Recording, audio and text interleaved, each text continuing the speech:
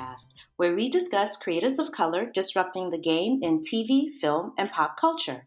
I am your host, Rebecca Theodore-Vachon, and on this episode, I'm joined by Jerry L. Barrow and critic Kathia Woods as we review King Richard, starring Will Smith, Ingenue Ellis, Demi Singleton, and Sania Sidney. Hey, Jerry and Kathia, how are you? Great. Happy to be here. Hey.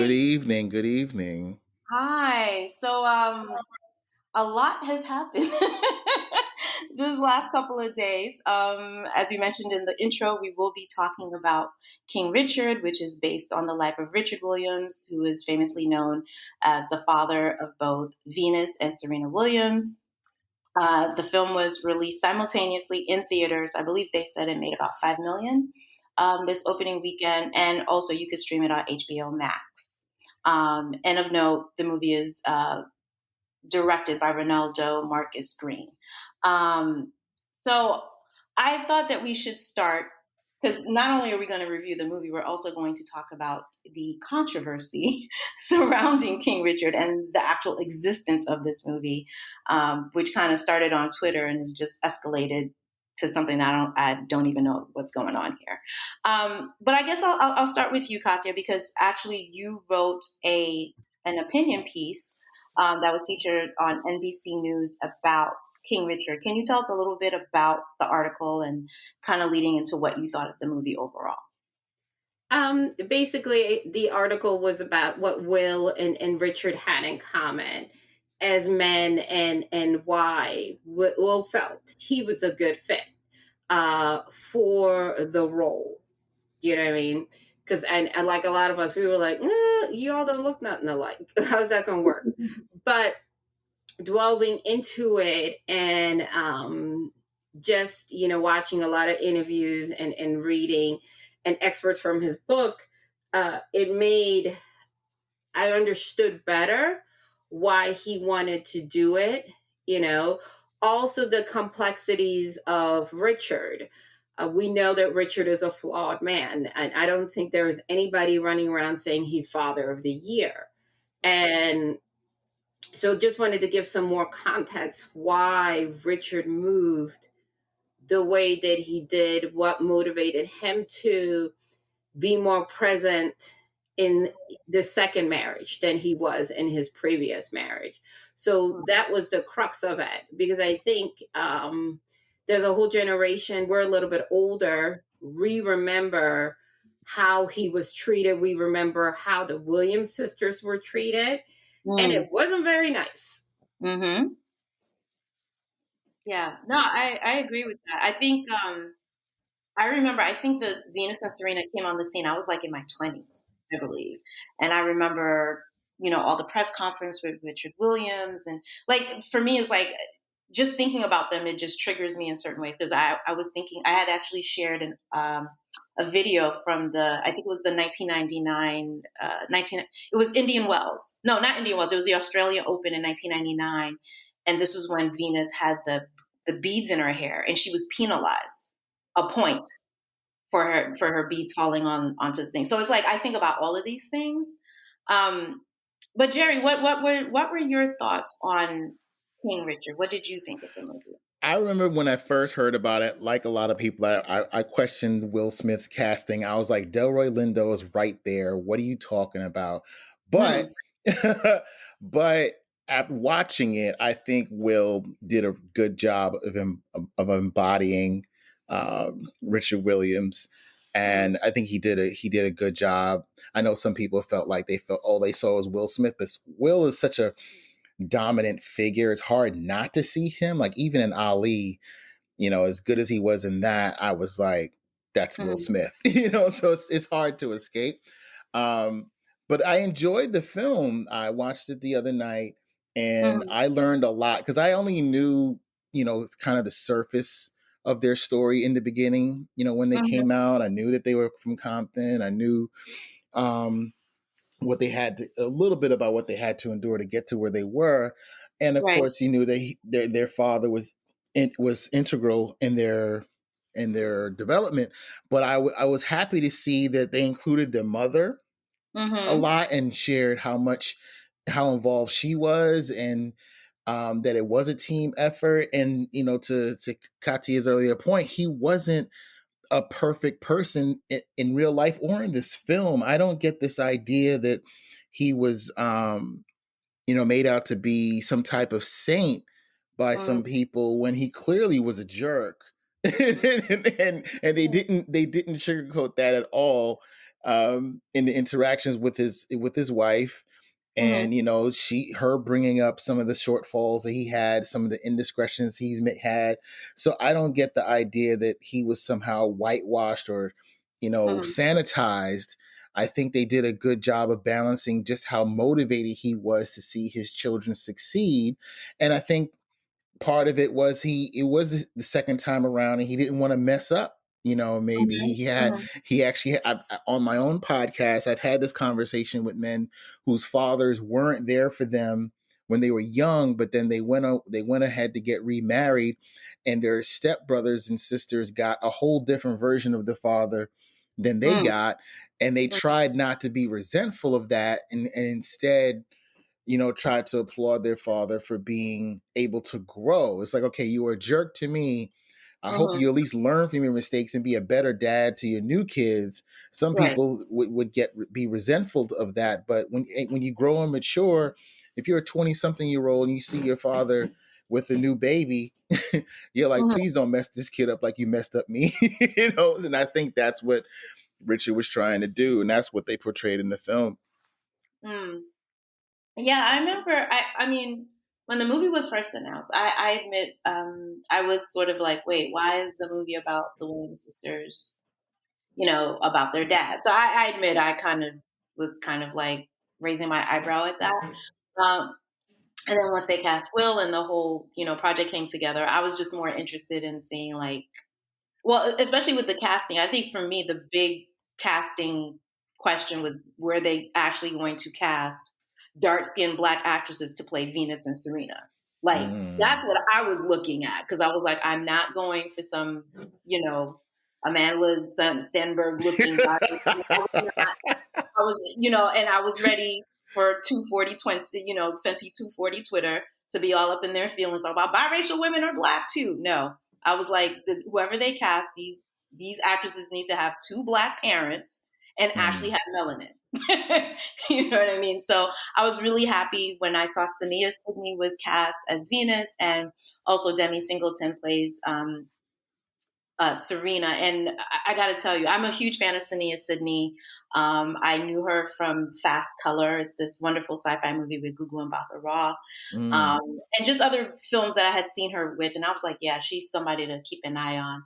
And Demi Singleton, I wasn't familiar with her work until I saw King Richard. And I thought she was wonderful as Serena. And, we'll talk about the debate, coming up. But I just really wanted to focus that however people feel about the movie, whatever their debates or controversies, I wanted to lift up those two young Black actresses, because the three of us, we've been in this conversation about representation and about diversity and about, I think you guys might remember, this was like 2 or 3 years ago, I had put out a challenge on Twitter where I asked, please name at least 3 Black A-list actresses, not biracial, Black dark-skinned actresses, 30 and under, who are on the A-list. And my tweet was out there for months. Nobody ever answered. Everybody was saying Lupita's too old.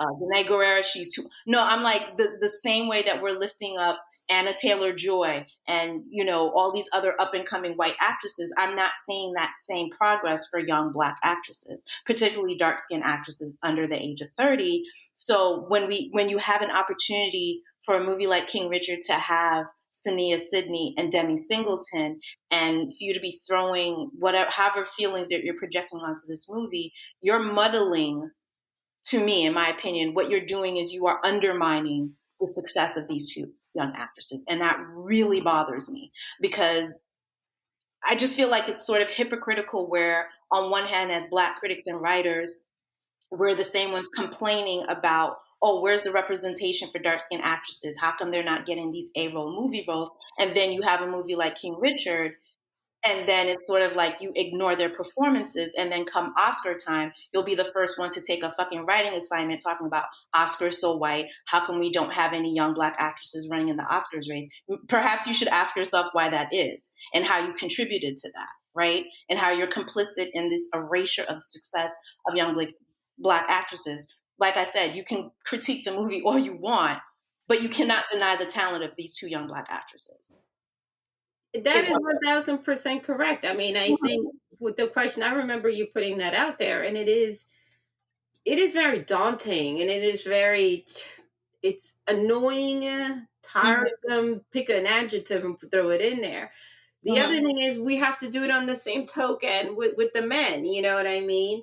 I Mm-hmm. get they wanted to have a name since the other actors weren't as well known. Like we know Anjanae and we know what she brings to the table. But, Mm-hmm. the rest of the world is finally catching on. So I get getting a name, but I feel like, I had this conversation with a colleague. Hollywood has gotten lazy in introducing new voices, Mm-hmm. introducing different, like, just let's get the best person for the job, right? And I like I said Keith Davis, you said Delroy, I believe you said Rob Morgan. So there's three men, right?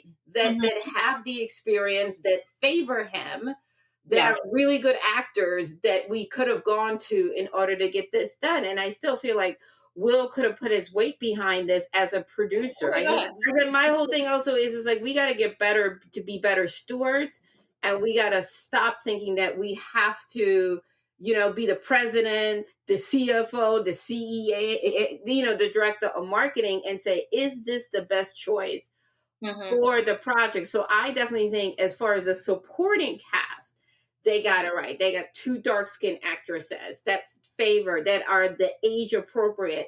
They got a actress to play the mom that favors the mom, that is a real woman, that has a real woman shape. They didn't get some woman that is like a size 2'4", and you're like, whose mom is this supposed to be? Yeah. So in that way, they got that portion right.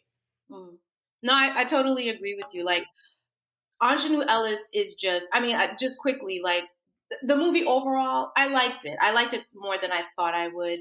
Um, Will's performance, I still saw Will Smith. I mean, the thing is, Richard Williams was such a dynamic character. So I guess in their head they were like, oh, we need, star power behind this movie, and also we need somebody as charismatic. But I don't know, Will's charisma and Richard, they're kind of vibrating on, like, they're on like different vibrations to me. So ultimately, I just saw Will Smith trying to do an impression of Richard Williams. I think he tried. Is it his best performance? No, that I can say. But you know what I mean. I appreciate the fact that he did that role, but I agree that there were other actors like Rob Morgan, like Delroy Lindo or Keith David. There, I think maybe more of a character actor, someone who's not, where their celebrity doesn't overshadow the character, could have worked. But the performances really are really the women. The women really carry this movie. Like I mentioned with Demi and Sania, they were just pitch perfect to me. I love them.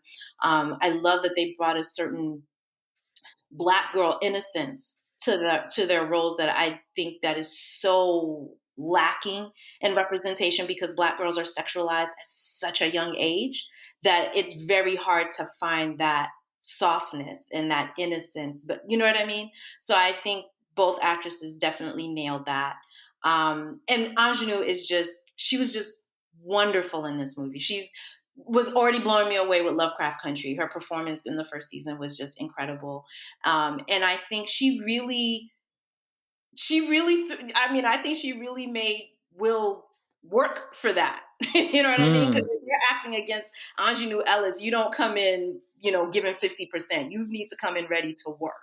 Right. And I thought she was wonderful at Ursine Price. She just, like, there were certain scenes where I was just tearing up because she had this Black mama energy that I so understood and related to. She reminded me so much of my mom, especially in the scenes where she's going up against Richard and on some foolishness. Because like you said, Jerry, they didn't paint him to be a saint. There were some things that he was doing that were quite questionable. Yeah. You know what I mean? And or a scene like the scene where he dropped them off at the grocery store at Mm-hmm. Bodega, in Right. the middle of a neighborhood. And she was like, "You gonna go back and go get my kids?" And that reminded me of so many clashes that my parents had, because my father was very much like the strict disciplinarian, and my mom was like, "They're kids. You need to give them a break." So those scenes were very relatable. So I really think that between the women, they definitely added a shine and a spark to King Richard. So let's seg into this debate and this controversy surrounding King Richard. Out of all the controversies, I did not see this one coming. I can honestly tell you. So it seems that upon the release of this movie, there were think pieces and critiques and essays asking or basically accusing of King Richard. They said that the movie basically decenters uh, Venus and Serena's lives and accomplishments in order to lift up and instead centering a man. Right. So Mm. we had a couple of essays. One was written by Allegra Frank at Slate. I saw a few coming down the pipe that were saying that. Right. Right. And then what really caused the firestorm was this white feminist writer called Dr. Jessica Taylor, Mm. who came on Twitter and basically said, "Oh, hey, I expected King Richard to be about Venus and Serena. Why is this movie about this man? Or why is this movie centered on a man instead?" And she got eaten up in the comments and the retweets, and then it just kind of turned into like this fireball where it started with her. And then you had the contingents of people that were pushing back, and then you had what was interesting. I'm gonna have to say honestly, while a lot of the attention were on these white women and white critics that were saying that King Richard should not have been about the father, and it should have been about Venus and Serena. I did see people from Black Twitter who agreed with that. Okay.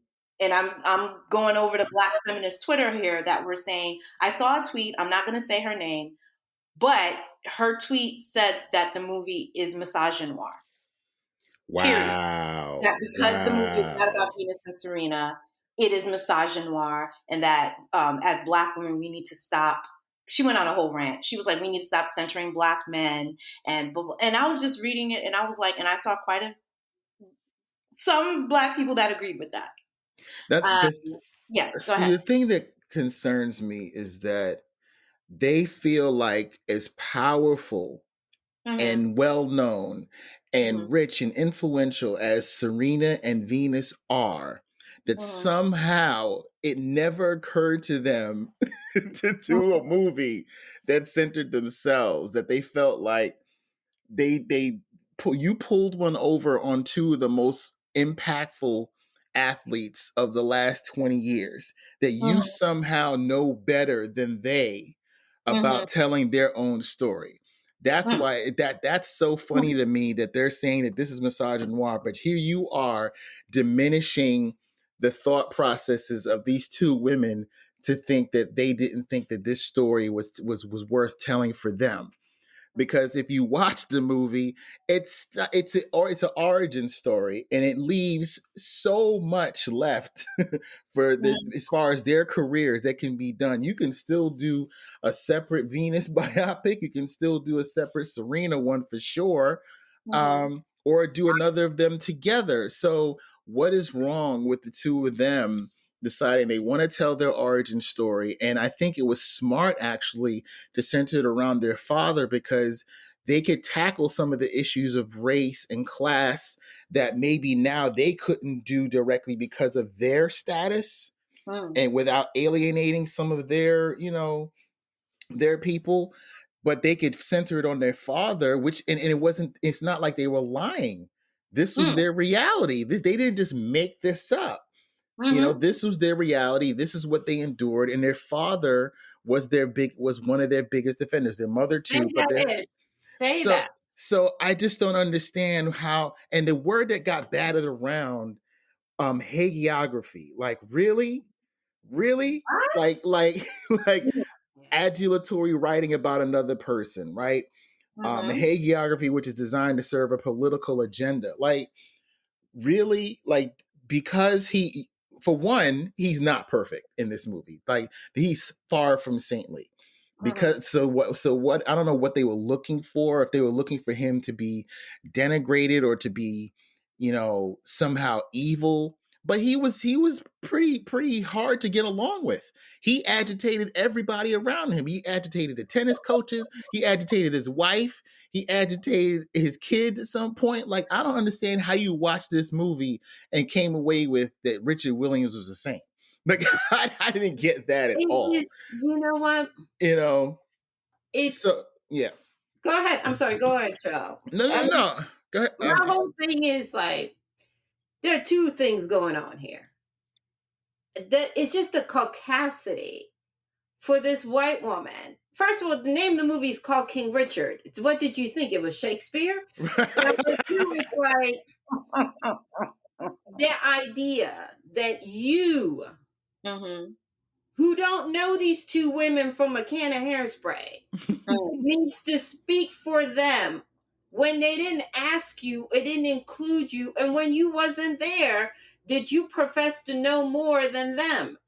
It's like it's the whole, it's so insulting that I can't even, like, it's like you just want to cuss somebody out because it's just, you're tired. It's just the whole, I'm so tired of this fake feminism, fake intersectionality that doesn't ever benefit us. And it's just, it needs to stop. And also just the further arrogance when she did get dragged up and down the internet, that she still was like, oh, but I think nobody cares, Karen. That's the point. These two women, and again, and these two women said, I understand our father is flawed. But this is the man that raised us. This is the man who we knew growing up. And the fact doesn't change. The reason that they are playing tennis is because of him. Now, granted, he is a lot to take in. And our scene is better than me. Because I'm not too sure we would have lasted that long. But at the end of the day is, with all of the things, and again, I also feel like there's a part of me, and I'm thinking like there's a part of him that's like, I messed up so bad the first time around, and I know what it's like when to be in an environment where it's predominantly white and no one came for me and no one protected me. So what I was not going to do is have these two girls out there, even if I was going to look crazy, even if people were going to make fun of me. What was not going to happen is folks were not going to make fun of them. And that's the thing too. Now, I don't know why, and you all can really chime in on this. I'm really trying to understand is, what exactly do people want? Did people want his other kids to roll up in the movie and it now turn into a telenovela? Like, I don't really understand what is it and why do they feel as though that these conversations weren't had in private about their father's imperfections? Like, trust the process, in other words. Yeah, I caught like the concert just when the ball was rolling because I kept seeing the retweets of this woman, of this white woman, talking about it, and I was just like, I was just getting ready to watch King Richard, and I was like, what is that about? So I kind of put a pin in it. It's like, let me watch the movie and let's see what's going on here. And I mean, I'll just be honest with y'all. I think this debate of why is King Richard, why couldn't y'all have a movie about Venus and Serena? Why is this movie about their father? I honestly think that this debate is fucking stupid. It is stupid. It is It's, stupid. And the it's people who stupid. are leading it are the stupid people. Now, here's the part that I really have a problem with. Film criticism is not the film you want to see. We all have been to movies and we've been like, you know what? The movie really is these three characters, but that's not what they gave us, right? Right. We got whatever this was, and sometimes it works and sometimes it doesn't. Our job isn't to recast and remold and rewrite the script. Our job is to say the studio and the artist is telling us this is the type of film that we've made, right? This Right. was our goal. Now you could sit there and go, okay, you achieved it, or no, it was a hot mess. Review the film that you were presented. In that slate review, the issue again that I have with her is that she reviewed a film that wasn't up on the screen. She reviewed a film and then turned it into a fantasy spin. And I blame her as much as the editor, who wasn't like, hold on a minute, that ain't the movie that was made. I Mm-hmm. understand. But if do you want to write a piece, an op-ed, a feature where you get into where it would have been better served to center the girls more, then we can do that. But Right. a review is about the thing that we saw, not the thing that you would have liked to have seen. No, I totally agree with you. And you bring up an excellent point of how this is sort of the direction that film criticism has taken. I'll say online film criticism is that, they're just sort of like, well, I would have wanted this movie. Again, this movie was announced 2 years ago. Okay. This was no surprise. To be honest with you, it felt like Monday morning quarterbacking, right? Like, how are you as a film critic if you know, if you're on top of your ish, you knew this movie was coming, right? We saw the trailer. So I don't understand why you would start arguing as to, well, why wasn't it? You already knew what this movie was about. And this brings me to another point about what annoys me about lazy film criticism or entertainment journalism is that Google is your friend.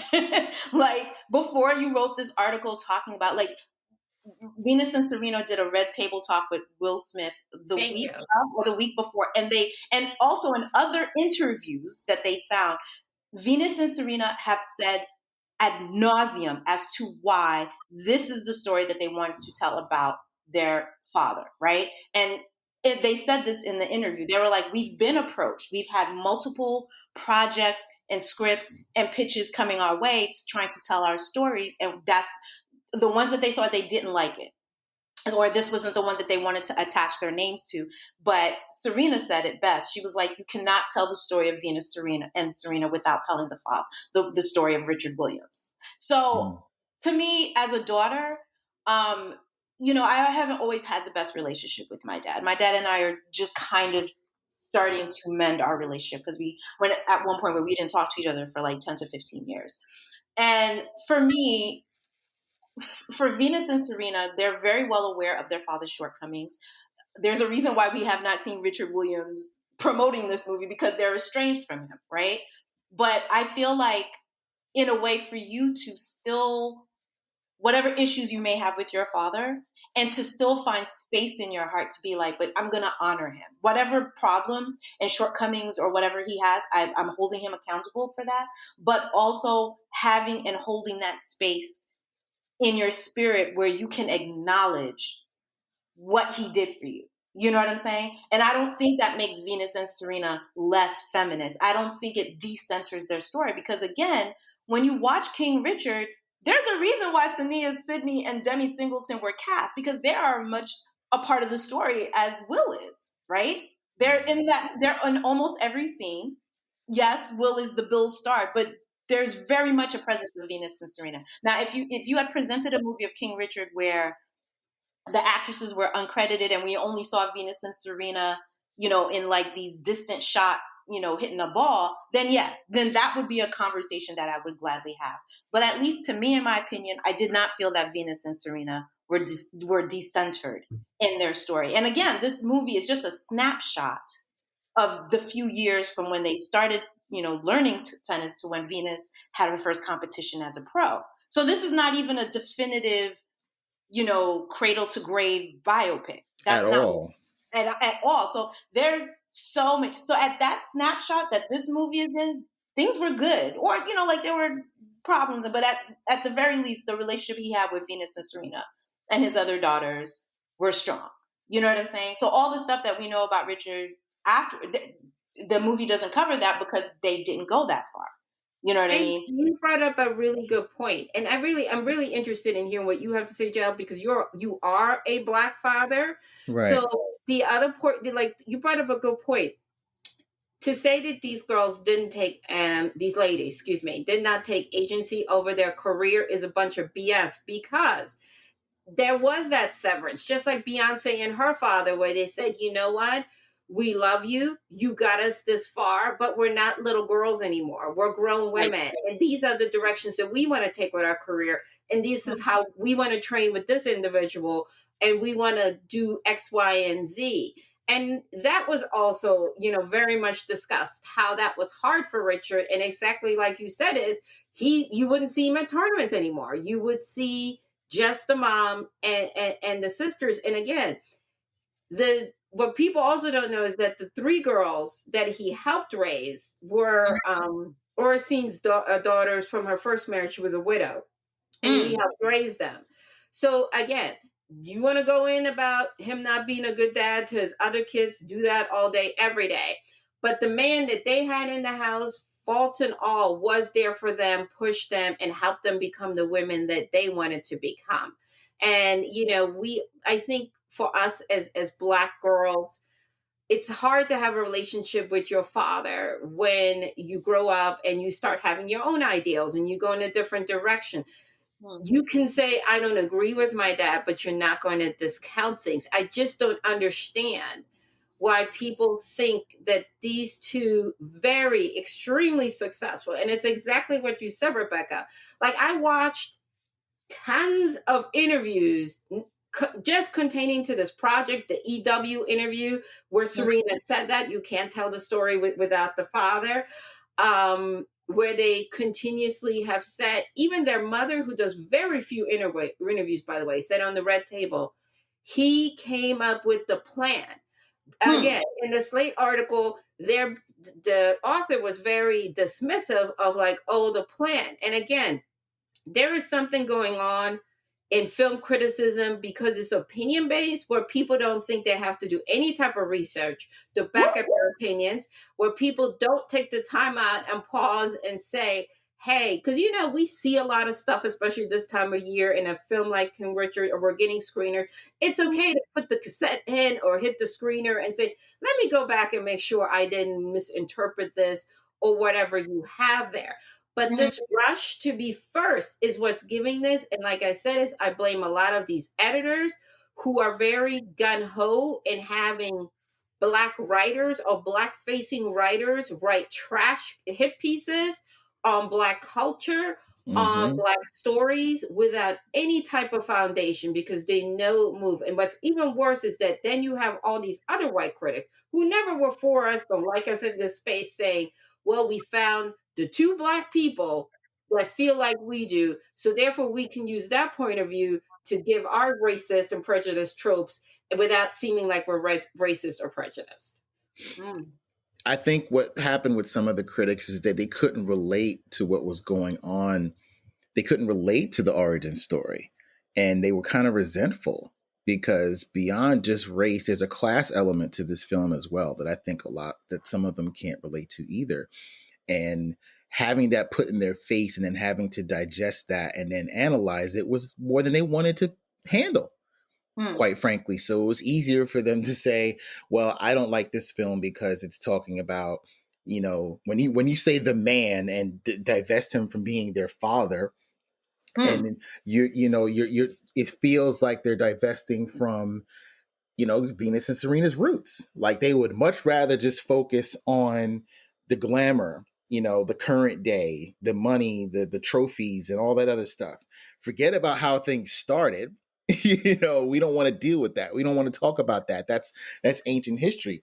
But Venus and Serena, in their, in their wisdom, to me, and being subversive, we're going to say, hey, we're going to remind you where we came from and how exactly we got here. So you can't just make us these magical Negroes that you've created in your head. We came from Compton. My father took beatings from gang members, just so we could play tennis. Like, don't leave that part of the story out. But now they've seen all the Vanity Fair covers and all that stuff, and like, oh, Venus and Serena, they're wonderful, the winners. But do you realize where they came from and all the neglect that they had to overcome, and why the person who helped who's instrumental in them overcoming that was their father, not just a man. This wasn't they didn't. She made it sound like they made the story about their husbands or like their English teacher. Like, oh my God, they made this. This is the man who helped give them life. Like, why does the reduction of it was definitely disheartening to me. As a dad. kicked so that they could play tennis. Like all of Right. that is Right. true. They're like, I'm like, there are still people alive who live in that neighborhood remembering seeing the Williams sisters out there on these courts, gang members that were like, yeah, we made sure that they were good because we saw ourselves in them. And we're like, if they're going to make it, then that's a possibility for us getting out of this. I mean, I'm like, how do you, it's exactly what you said is they saw the film. We all saw the same film, but they came out of there and they processed it and started inferring a whole bunch of stuff that isn't even in the movie. And it's a shame because we're now talking about, the discussion should be, uh, Will allegedly is the front runner for Best Oscar. Is that a worthy front runner position? Does he deserve it? Right? Mm. We should be talking about how Anjane is finally getting her flowers, and hopefully that opens doors for her to get bigger parts and her get her paycheck that she deserves. Hopefully, we'll see more things from the girls because we all know, like Rebecca said, you have these two talented young actresses, but we don't want it to be one and done. And next thing you know, we don't see him until 20 years from now in a Lifetime movie. So these are all things that we should be talking about. And even more importantly, about the quality of the film. Yeah. Mm-hmm. But Right. we're not. We're Yeah. doing the foolery. Yeah. Because that was something that I had to, because I had somebody, I was tweeting about the debate and how I was saying it was trash, right? It was a specific tweet that was talking about Demi Singleton and Sydney Sidney. And this person, again, I'm not going to mention their name, but they quote tweeted me. And let me tell you something. I'm just going to say it here. If you quote tweet me, you're going to get that same energy back. Period. I don't care whether you have one follower or 500,000 followers. Because a quote tweet means you're stepping to me and I'll step back in turn. And so she quote tweeted me and she was like, oh, well, yeah, Black people are not above critique. Nobody said that. Clearly, you did not read the assignment, man, or you would not have quote tweeted me so quickly. This debate is not about whether the movie should be critiqued or not. We're talking about the questioning of as to why this movie was made and this erasure of Venus and Serena's agency in the fact that they are executive producers of this movie, right? And there's lots of extras. Again, Google is your friend. There were there were movie extras like Venus and Serena actually visiting the set of the movie, right?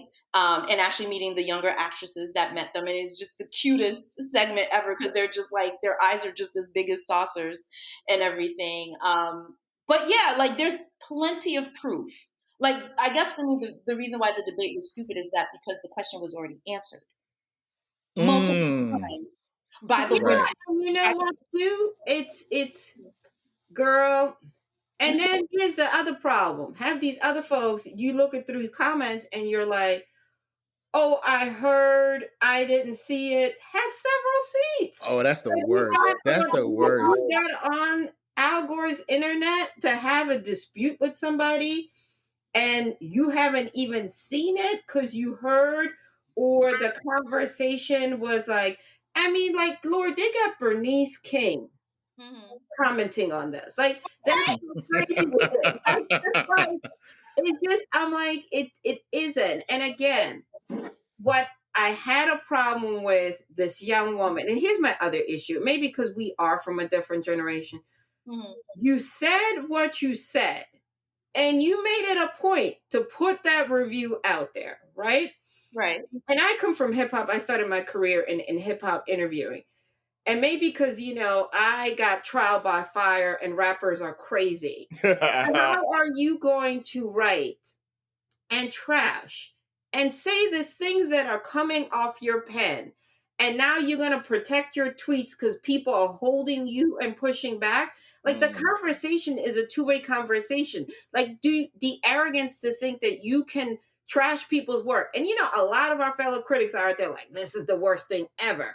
This is a 1 star and blah, blah, blah. Like, they be going in. But the moment someone goes like, you've crossed the line, you've gotten malice, you made it personal, X, Y, and Z, then it's like, oh, I can't believe I got to get off Twitter, blah, blah, blah. But it was cool when you were throwing the grenade. When somebody else said, hold up, I'm going to push back. And I'm like, I always say that. I said, if I critique your work, you have every right to push back and say, I don't agree with you. As long as it's respectful, go Mhm. in, right? Mhm. I'm not going to change my review, but you have a right to say, I didn't get your work, all of that stuff. Go in.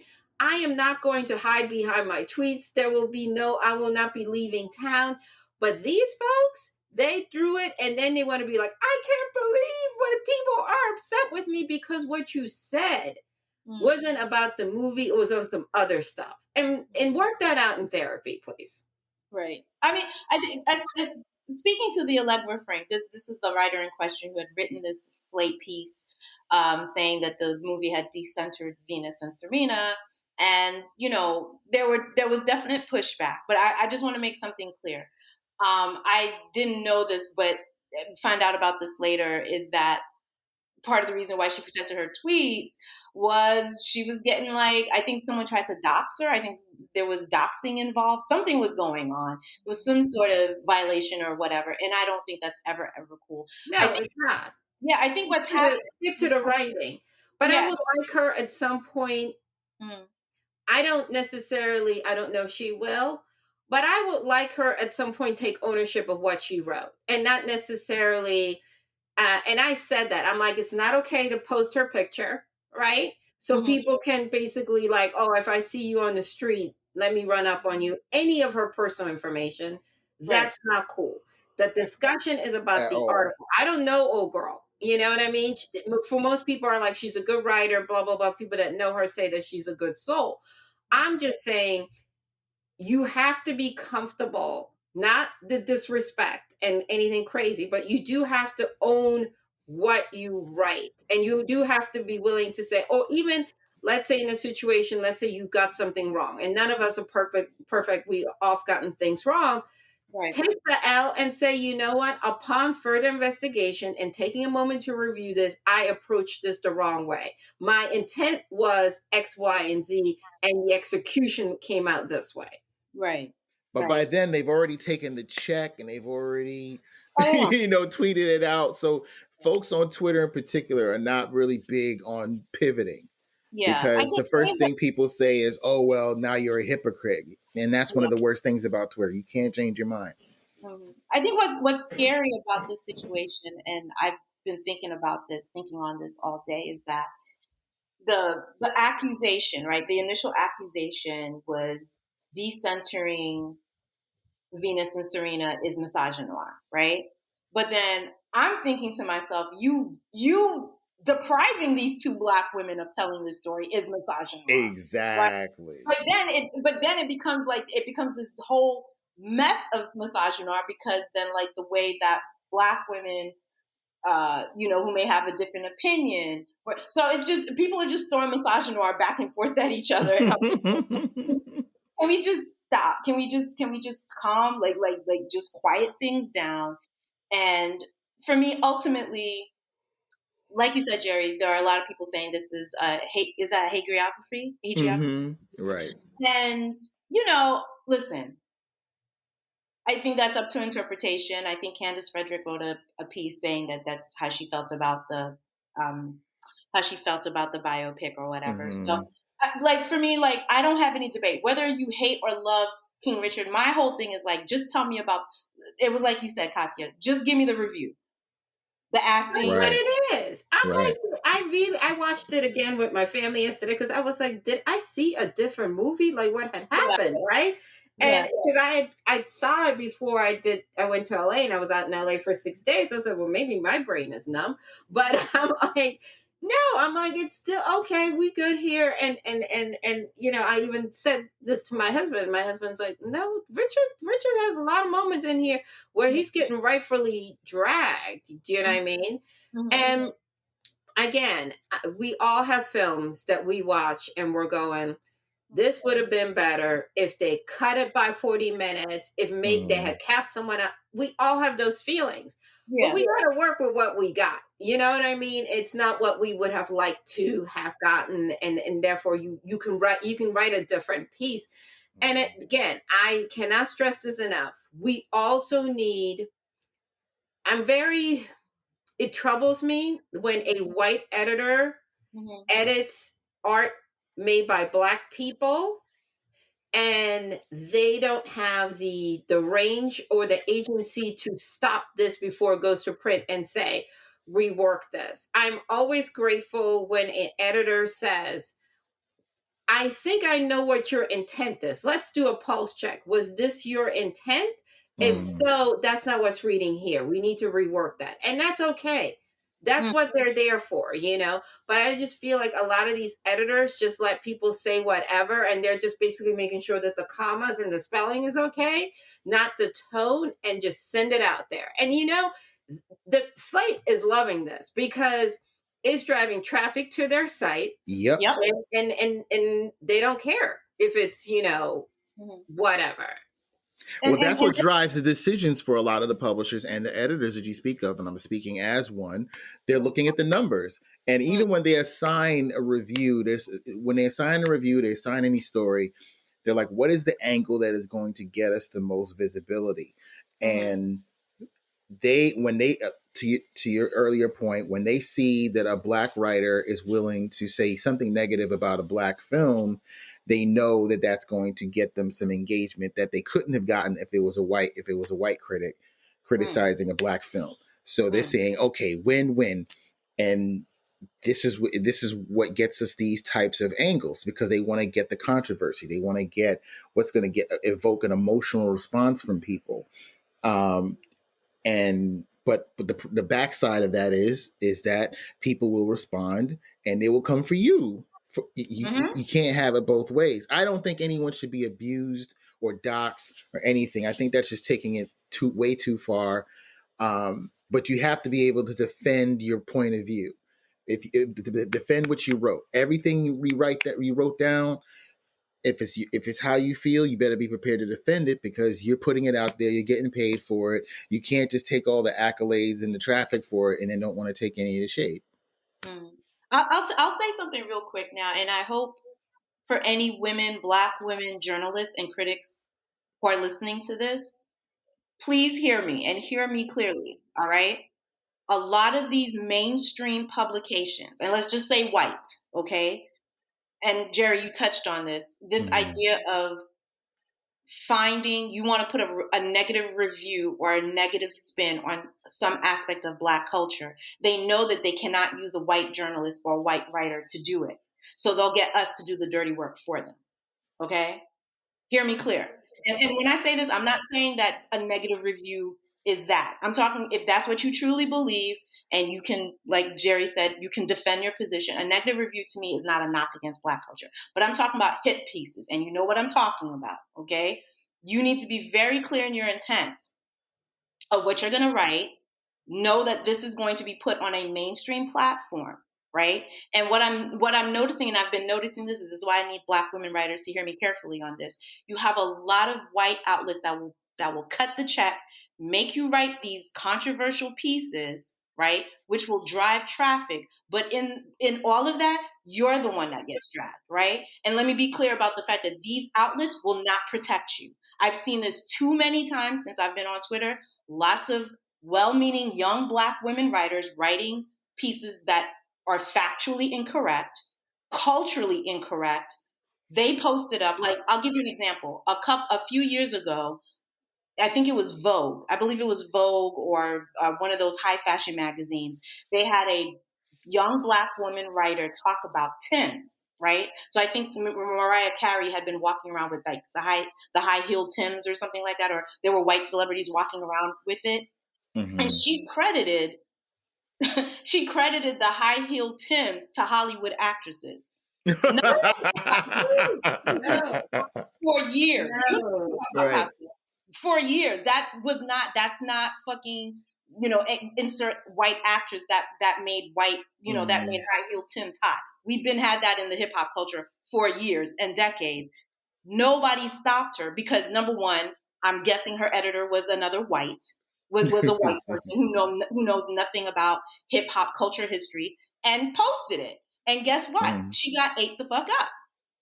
People were posting pictures of Mariah Carey, Lil' Kim, stock pictures from the 90s and going into the early 2000s. Like, no, boo-boo.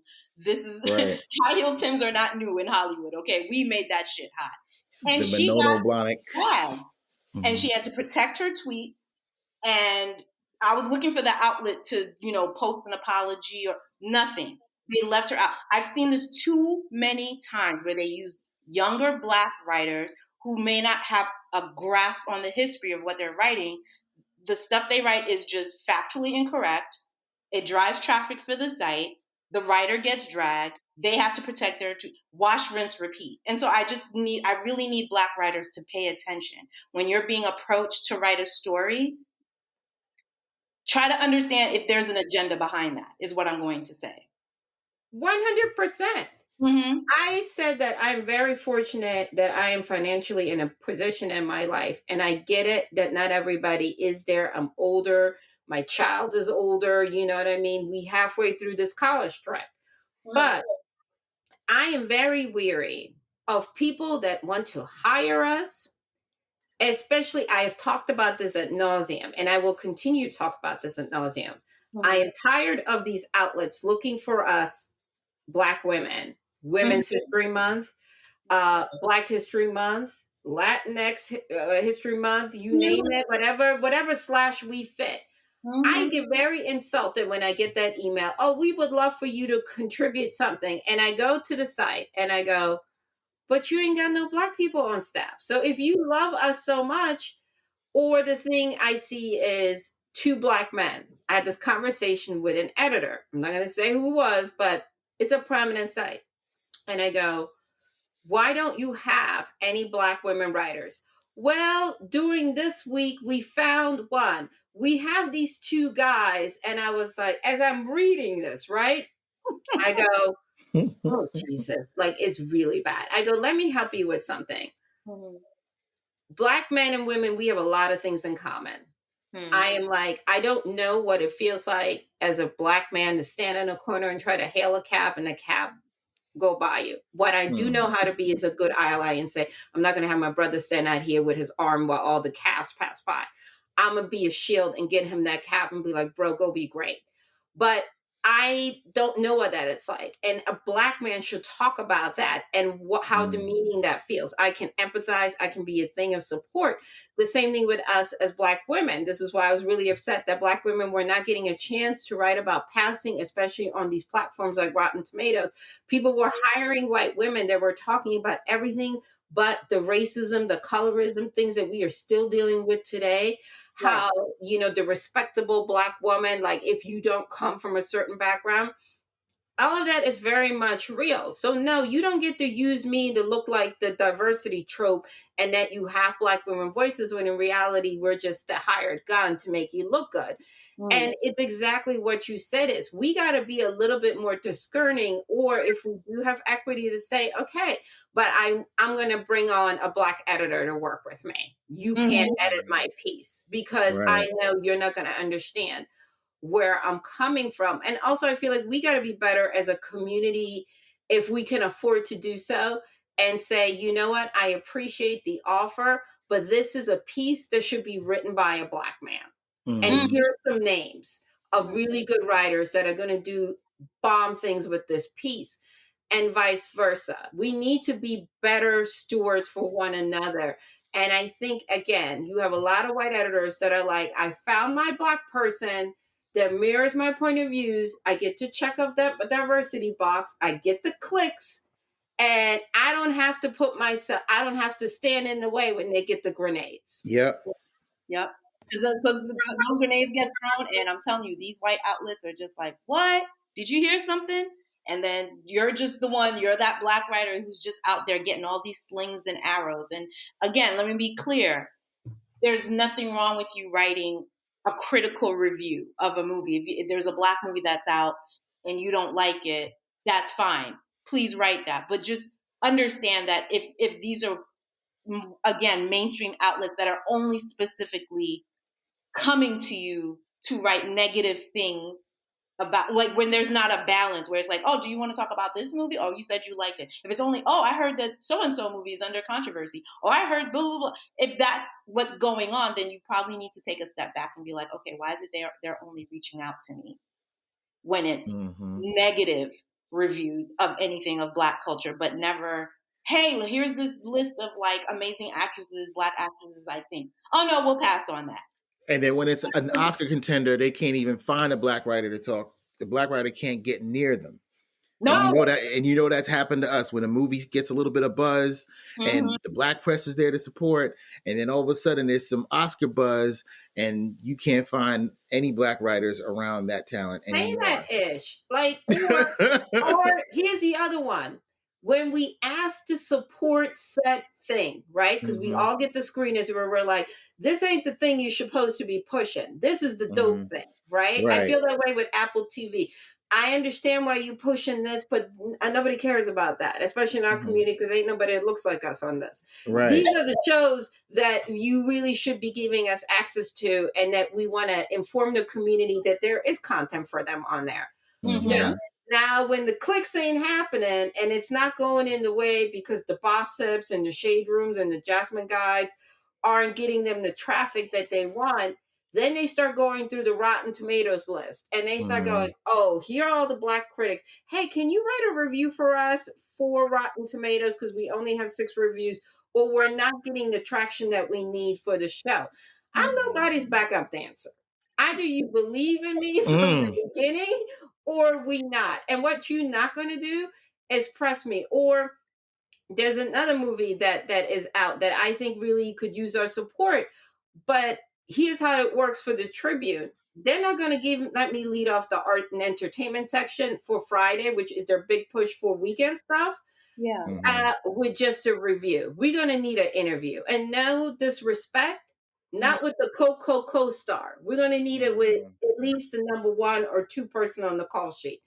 And then it's like, oh, yeah, don't treat us like we're inferior or our content or our outlets are inferior. And know the difference between our journalistic sites and our media sites. And again, no shade to the shade room, gossip, they got their role in this thing, but it ain't the same thing what we do.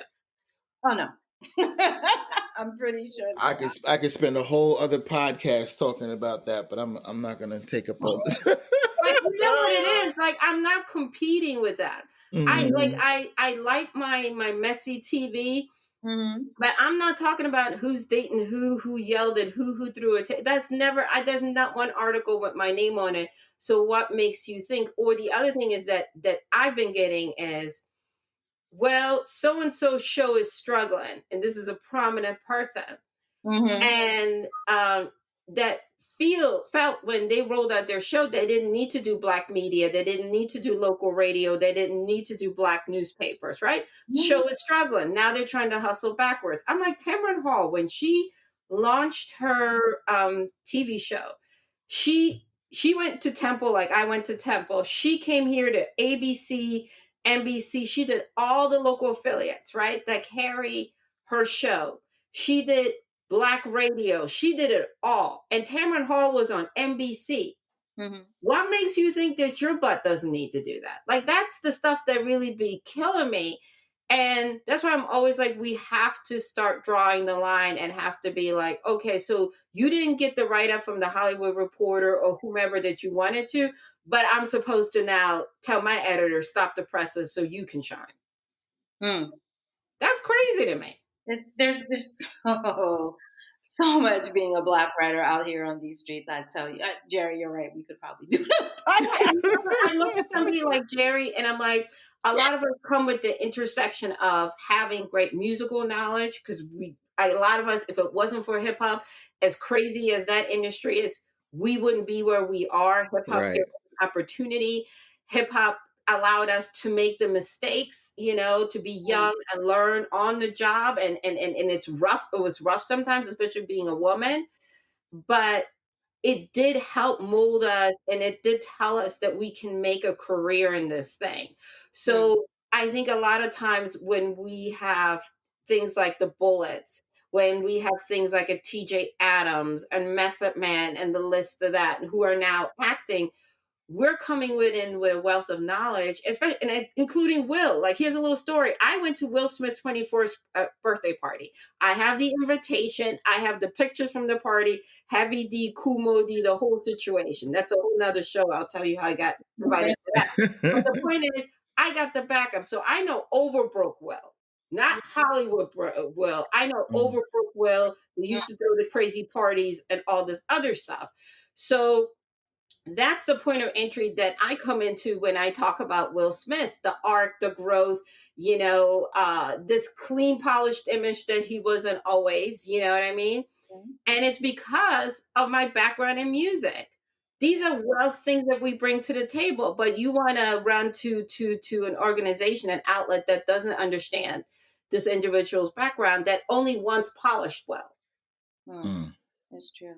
Well, Jerry and Katia, thank you so much for taking the time to discuss King Richard, this controversy, and just, I don't know, like I've been, Jerry and I have these online conversations, and I'm just like, I just really feel like my exit plan for 2022. I was like, I don't know if how much I could take Black film criticism on Twitter. I just can't, because they were just making my pressure go up this past weekend. I'm like, And it's only, guys, it's only November. This thing is supposed to be going until April. We're going to need an IV. Oh no. I can't. I better start doing my medication now. So, Katya, can you tell our listeners where they can find you on social media and where they can find your work? You can find me at Kathia, Kathia_Woods on social media. Everything is the same. You can find me on my site, couplesocial.com, where I talk about a lot of work that doesn't get mainstream love. And I appreciate so much being here. I'm such a fan of both of you, and this has been really fun. And I'm glad that we got to talk through the craziness and bring some sense to it.